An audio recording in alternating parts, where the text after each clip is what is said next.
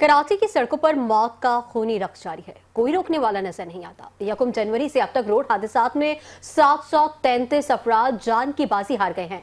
5 news के नुमाइंदे शहर के मुख्तलिफ होने वाले हादसात में जान की बाजी हारने वाले अफराद के लवाहिकीन के साथ ही मौजूद हैं। मजीद तफसीलात उनसे जानेंगे। सबसे पहले रुख करेंगे सहर खान का। सहर, बताइएगा आप कहाँ पर हैं?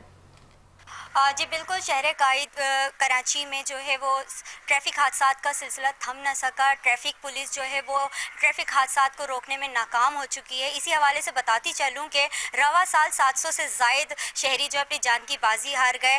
10,000 से ज़ायद अफराद जो हैं वो ज़ख्मी हुए, जबकि हेवी गाड़ियों की बेएहतियाती की वजह से 200 से ज़ायद कीमती जानें ज़ाया हुई। इसी हवाले से आज मैं मौजूद हूँ लांडी के इलाके शेरपाव कॉलोनी में, जहाँ गुज़िश्ता रोज़ जो है इंतहाई अफसोसनाक वाक़या पेश आया था। एक तेज़ रफ्तार डंपर ने अस्पताल चौरंगी के करीब 17 साला काशान को जो है हिट किया, जिसकी वजह से वो मौके पे जा बहक हो गया, जबकि 19 साला जवाद जो है वो ज़ख्मी हुआ है। इस वक्त मेरे साथ जो है काशान के लवाकिन मौजूद हैं, उनसे बात करते हैं। जी बताइएगा कि ये वाक़या किस तरह पेश आया और आप हुकूमत सिंध से क्या मुतालबा करते हैं?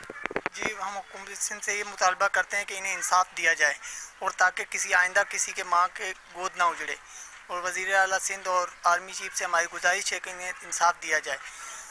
और ये 18 साल का बच्चा था जो अपने माँ बाप का सब में घर में सबसे छोटा था और घर की किफ़ालत यही कर रहा था, अपने वालदा की यही दवाई वगैरह यही लाता था। दूसरे भाई हैं लेकिन वो भी जॉब करते हैं, लेकिन ये सबसे छोटा था, इसलिए लिहाजा इन्हें इंसाफ दिया जाए।